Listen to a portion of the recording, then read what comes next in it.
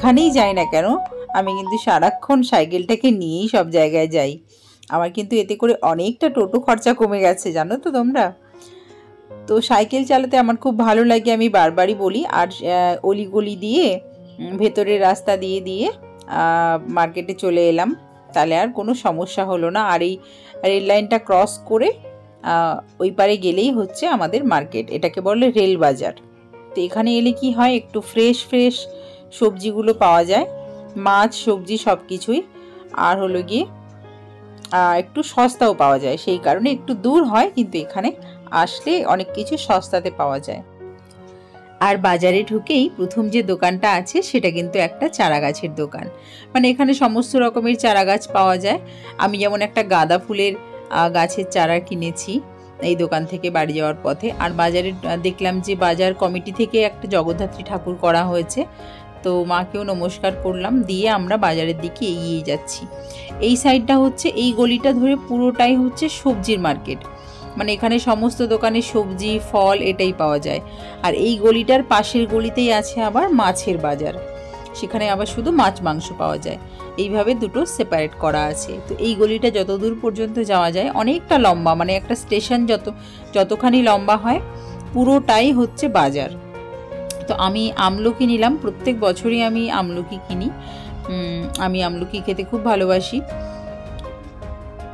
তো আমলকি নিলাম, আমলকি পাশের দোকানে। আর এই ভিডিওগুলো কে করেছে বলো তো?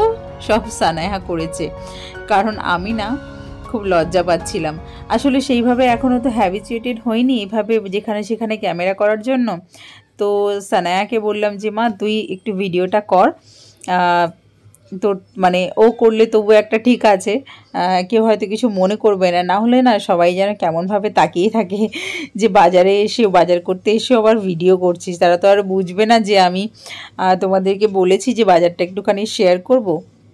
তো সেই জন্যে সানায়া কিন্তু এইগুলো ঘুরিয়ে ঘুরিয়ে যতটা পেরেছে বাচ্চা মানুষ ও করেছে মোটামুটি আর কি। খুব একটা ভালো করতে পারেনি, অনেকটা হাত তাড়াতাড়ি করে ঘুরিয়ে ফেলেছে, তো ভিডিওগুলো খুব ফাস্ট করে ফেলেছে। তো আমি কিন্তু যতটা করেছে ও তোমাদের সাথে শেয়ার করতে পেরেছি মোটামুটি। তো তারপর এখন এখানে কলা নিয়েছি, কাঁঠালি কলা। আর পাশের দোকানটায় দেখো ওই যে গুলি গুলি লঙ্কাগুলো সবুজ সবুজ, কেমন যেন নতুন নতুন লাগলো আমার, সেই জন্য একটু তুলে নিলাম ওটাও। আর এরপরেই মানে আসলাম মাছের বাজারে। এই গলিটা আবার দেখো পুরোটাই যেটা বললাম যে মাছ আর মাংসতে ভর্তি, বিভিন্ন রকমের সামুদ্রিক মাছ, পুকুরের মাছ সব কিছু এখানে পাওয়া যায়। তো মাছ মেনলি আমি নিয়েছি চিংড়ি মাছ, সেটা তোমাদের বাড়িতে গিয়ে পরে দেখাবো। আর পালং শাক বাজারে না কোথাও পেলাম না, তো বাজার করে ফেরার পথে একটা রাস্তার ধারে আরেকটা দোকানে দেখলাম পালং শাক ছিল, তো সেখান থেকে আবার পালং শাক নিলাম। তো বাড়িতে এসে সবজিগুলো সব দেখাচ্ছি, দেখো লাল শাক নিয়েছি একাটি, আমলকি তো নিয়েছি প্রথমেই বললাম, এই যে পালং শাকটা রাস্তার পরে ওই দোকানটা থেকে নিয়েছি। আর লাউটা পেয়েছিলাম একদম 10 টাকাতে। আর আজকে বাজার থেকে কি মাছ এনেছে, শুধুই চিংড়ি মাছ। চিংড়ি মাছ খেতে সানায়া প্রচণ্ড পছন্দ করে, আমি আগের ভিডিওতেও অনেকবার বলেছি তোমাদের। তো যে দোকানটা থেকে ফার্স্ট তোমাদের দেখালাম ওই দোকানটাতে এরকম বড় বড় সাইজের চিংড়ি মাছ ছিল, মিডিয়াম সাইজের ছিল না।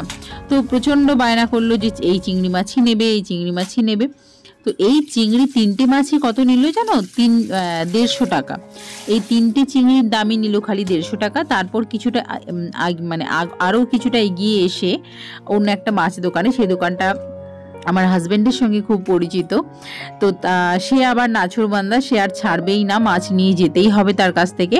তো তার কাছে এই ছোট ছোট সাইজের চিংড়িগুলো ছিল, তো সেখান থেকেও আবার 500 মতো এই ছোট চিংড়ি নিয়েছিলাম। মানে আজকে শুধুই সানায়ার পছন্দ মতো মাছ এসেছে। আর ওর বাবা কিছুদিন ধরে বাড়িতে নেই, আসবে না এখন কিছুদিন। তো আমি আমার মতো করে নিলে কি হয়, তো ও পেট ভরে ভালো করে খেতে পারবে না, তো তাই ওর পছন্দ মতো মাছটাই এনেছি যাতে ও একটু ভালোভাবে পেট ভরে খেতে পারে।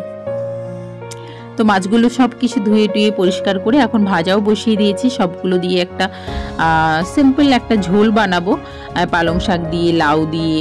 লাউটা না ভীষণ একদম নরম লাউ ছিল, 10 টাকা দাম নিয়েছে, ভেবেছিলাম হয়তো কেমন কি হবে, কিন্তু লাউটা কাটার পর দেখলাম খুবই নরম, খুবই সুন্দর লাউটা কিন্তু পেয়েছি। লাউ দিয়ে ডাল খেতেও কিন্তু খুব ভালো লাগে, তাই না? আর এই চিংড়ি মাছ ভাজার এই তেলটাতেই কিন্তু আমি রান্নাটা করব। এটাতে কিন্তু ভীষণ সুন্দর একটা ফ্লেভার আসবে। আর খুবই সামান্য আরেকটু আমি তেল দিলাম। আমার পরে মনে হয়েছিল যে তেলটা না অ্যাড করলেও কিন্তু হয়ে যেত, কিন্তু প্রথমটা এই যে বাবলসগুলো এত ছিল না তেলের মধ্যে, আমি বুঝতে পারছিলাম না যে কতটা তেল ছিল। কিন্তু রান্নাটা হওয়ার সময় আমার মনে হচ্ছিল যে তেল না দিলেও চলতো, ওই তেলেই রান্না হয়ে যেত।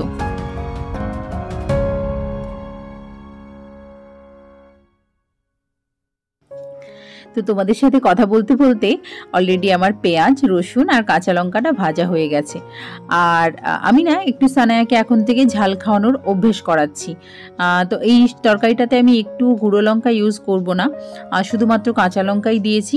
আর আমি চাই যে ও সব রকম টেস্টগুলো নিতে শিখুক। সবসময় যে একদম মিষ্টি খাবে বা ঝাল খেতে পারবে না সেটাও তো ঠিক নয় না, সমস্ত কিছুটাই অ্যাডজাস্ট করতে হবে। তা বলে এই না যে অনেক অত্যাধিক ঝাল লোকে খেতে বলছি এখন থেকেই, সেটা একেবারেই না।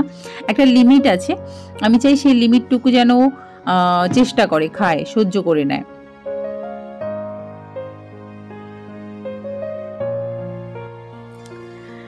তো দেখো তরকারিটা একদম সুন্দর করে সব সবজিগুলো দিয়ে ভাজা ভাজা হয়ে গেছে।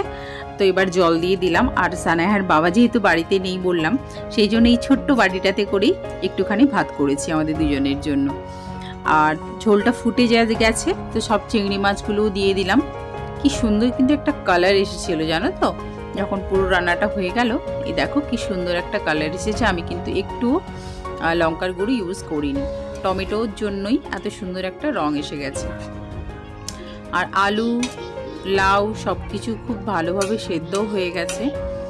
তো এরপরে আমি পালং শাকটা দেব।